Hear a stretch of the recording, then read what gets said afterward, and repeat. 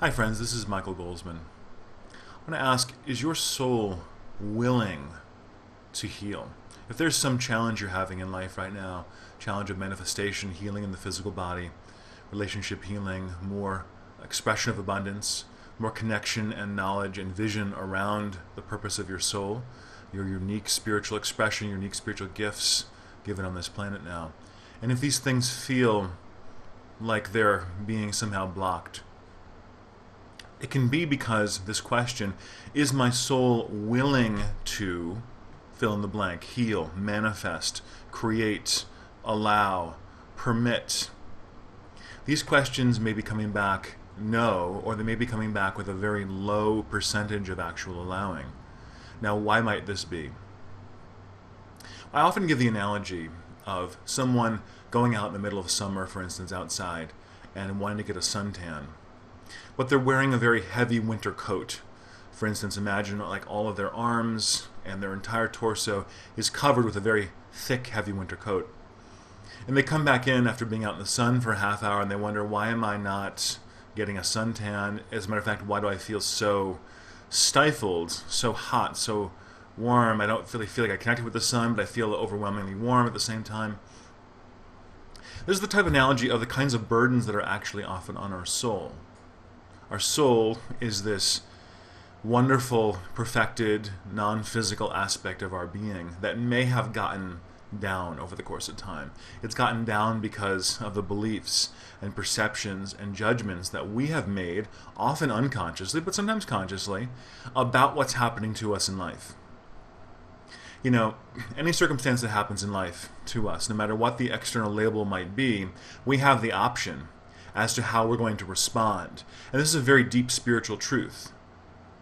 If we respond internally with acceptance, with love, with, I might move myself away from this situation, but I'm not necessarily going to take on a lot of story in my soul about the situation, then we can walk away from any situation and circumstance and be in a state of relative peace and not have gotten really out of our rhythm or out of our flow.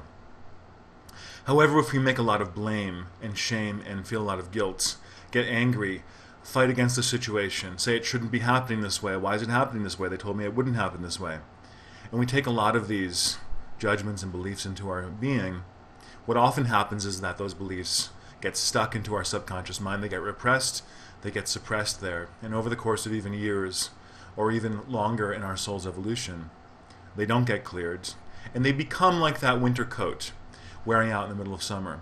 They become a thick layering along our being that don't allow our soul to be able to really connect into the source, connect into the sun in this case, or connect into spirit, connect into the ability for us to be in harmony and rapport and allowing and willingness with the spirit that is the source of all good, the source of all good for us, and the source of all good that wants to come through us to be able to be channeled to others through our unique gifts, through service to others.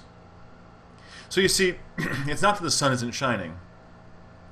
It's that we have a barrier and a layer that isn't allowing us to experience that truth of what is already happening. We don't have to beg, in this analogy, we don't have to beg the sun to come out and to shine on us, because that's just what the sun does. The sun does it every single day. There might be some clouds that pass by, but the sun is always there shining on the earth. We don't have to beg, we don't have to plead. The sun doesn't come out and shine on some people but not on other people. So there's no judgment being made from the perspective of spirit as to why you feel unable to heal, unable to manifest something in your lifetime. But we do have to always look within ourselves. We have to look to the inner soul programs. What's actually going on below the surface that is limiting spirit's expression in, through, and as our lives? That's the question. What is it in our being? What unprocessed, unfelt, unhealed, unreleased energy is it that is standing in the way of spirit being able to do its work, which is always healing, it's always abundant, it's always flowing, it's always giving of its own life in essence to us? So this brings up the issue of, is my soul willing? Well, the net result of the perfection of our soul being encrusted and burdened by this stuff, that gets on. You could call it karma. You could call it soul programs. You could call it judgments or beliefs. You could call it unfinished business. You could call it past lives. You could call it akashic records. This is the stuff that's layering on us. Spirit can't get through us. Spirit's always doing what it's doing. It's always giving us what we need.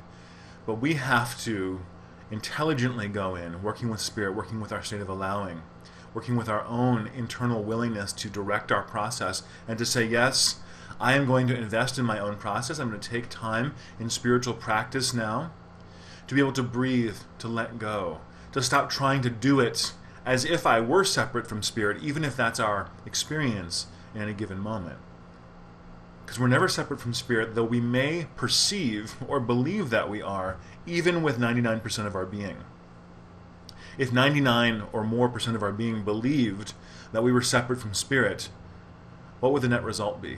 The net result would be possibly incredible amounts of disease, lack of money, lack of positive relationships, lack of connection, lack of right livelihood, lack of feeling that connection to right livelihood. It's not that Spirit isn't the source of all of that. It's that we have the totality of our being, our subconscious, our past lifetimes, our conscious mind has put a barrier and a limitation on what Spirit can do in our lives.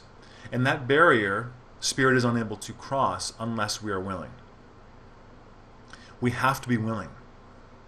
We have to be willing, we have to allow. And that we can be willing, even though if you're watching this video right now, it means that you're willing at some level to be able to allow and open to this.